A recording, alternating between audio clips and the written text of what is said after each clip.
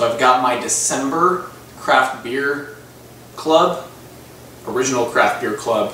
For those of you guys who don't know, it's $39 a month, and it sends you 12 beers, 4 different ones, but 3 of each. So typically what they do is 2 beers from each brewery.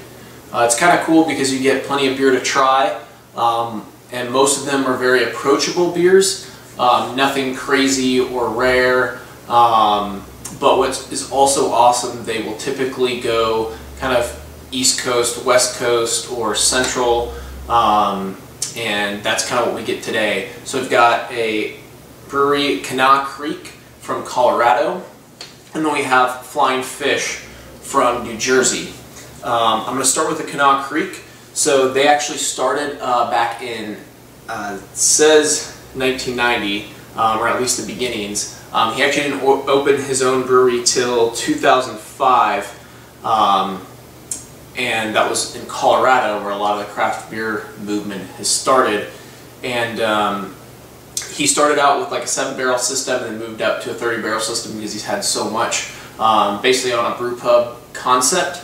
But the 2 beers we got from him are an amber ale and a pale ale, both approachable beers. I'm going to crack into them and let you guys know. He started off homebrewing, so I'm very interested to kind of see how that translates into the beer that he makes. So I'm going to start off with the amber, and usually I like ambers, especially because they're easy to drink, enjoyable, have a little bit of complex flavor to them. This has a lighter copper color, a perfect amount of head. Smell malty, a little bit of that wheat flavor to it, or smell to it.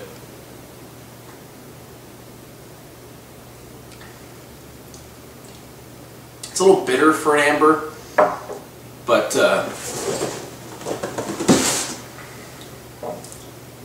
it does have a lot of maltiness on the back.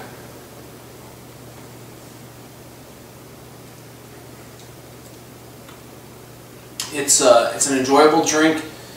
It's just a little too hoppy for my taste, especially for an amber. It kind of starts to overpower the other flavors that it's got.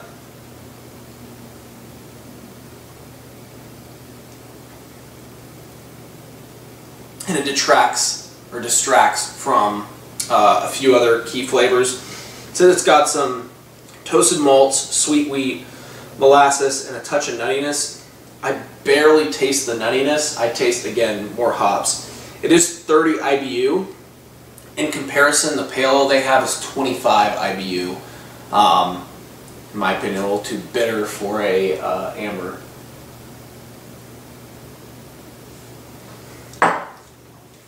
Alright, by the way, it was 5% ABV. This next one, the pale ale, is 4.6 ABV with 25 IBU. It says it's brewed in the traditional English style with crystal malts, but it also has American hops. So the pale ale, I'm going to expect it to be slightly malty, but have a lot more hops, mainly in the aromatics and flavor. And I definitely smell it. Smell the hops. I do definitely get a citrus, more of an orange. No pine, which is surprising. That's actually what they say. Pine complement the grapefruit. So we'll see.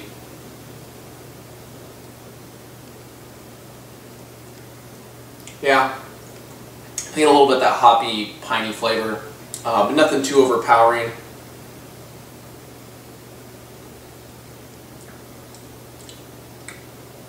It's very good. I think that the complex malts, the crystal malts, are really what gives this a strong backbone, where the hops that are in it are helping to balance it out.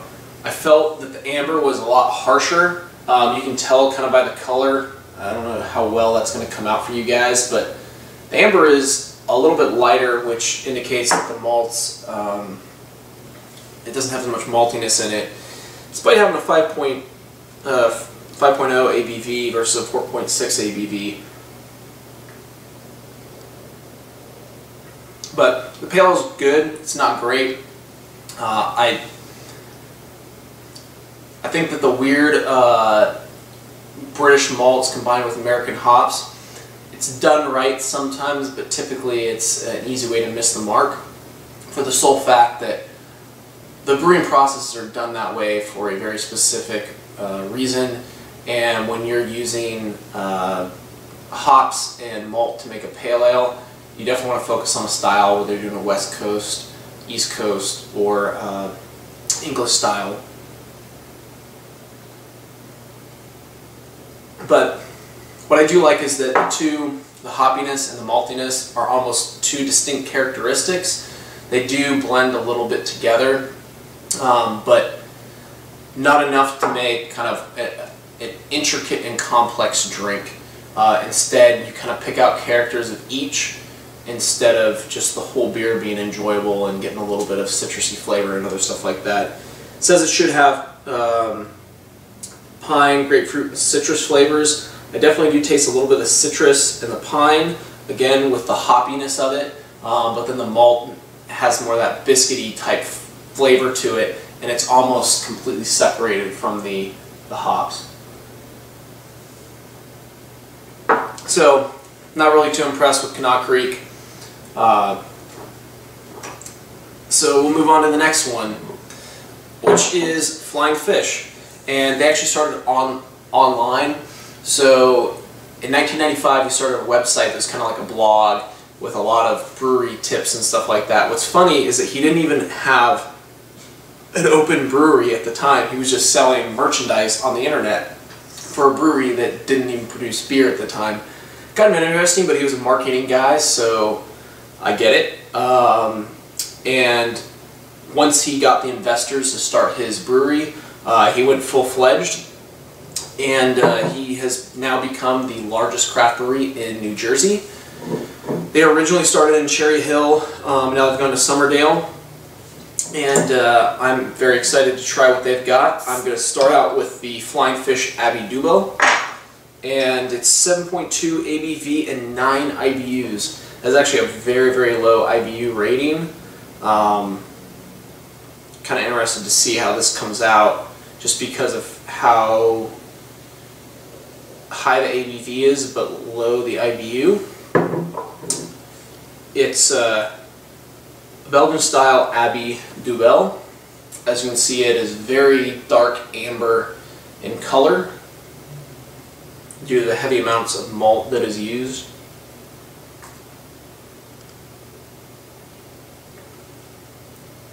Wow. Wow. That is just, it's outstanding.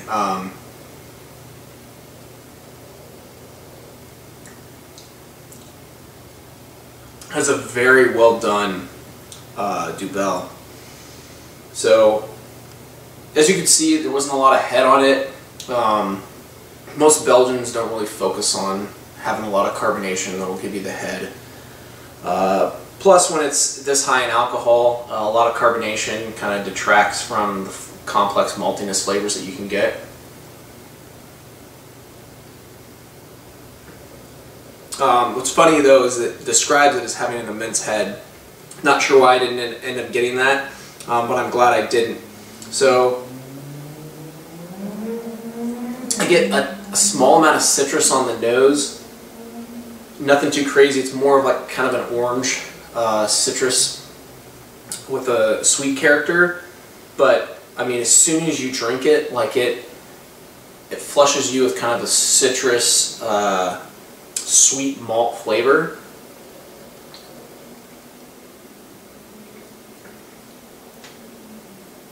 And then it kind of slowly leaves that taste in your mouth as you drink it. Very, very good. It does have a dry finish, which is one thing that I think is different about this compared to other Duvels that I've had. I'm trying to pick out the almond flavor in it. I'm not really getting that, but what's nice is it just has an alcohol warmth inside as well, just for how high the ABV is and how strong it is. Honestly, this is just amazing. I could just sip on this for the rest of the review. That is absolutely how good it is. So last and probably least, we'll see. As you guys know, I don't really like IPAs at all. I'm more of a dark beer guy. I'll enjoy pale ales if they're done well, like Mirror Pond is a great example of that. This one is an English style IPA. It's 6.5 ABV and 25 IBU, which is low for an IPA, which I am absolutely fine with.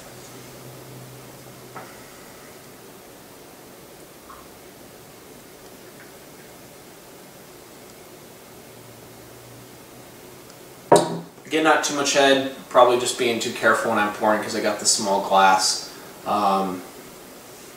Really comparable in color to the amber that I poured earlier.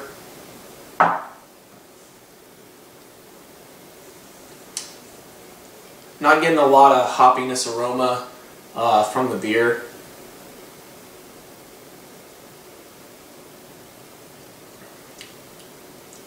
And not too much hops on it. Again, it's an English style IPA. It says plenty of hop bitterness, but I don't really get that super bitter flavor you're used to with an IPA.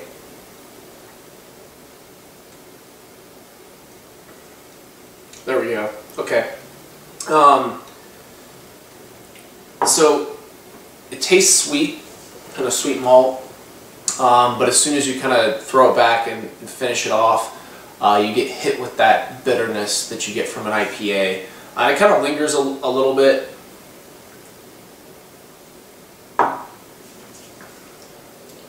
Just actually, and this just now that I'm drinking it, I'm not getting a lot of that bitterness. So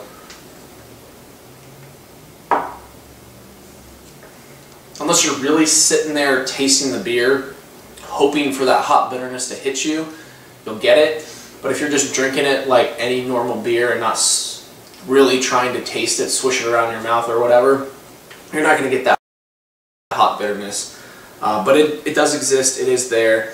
I would personally argue that it has characters of an IPA, but it doesn't fit into an American IPA category if you were to line a bunch of them up on the shelf. And that includes English style IPAs as well. It's a very mild English IPA.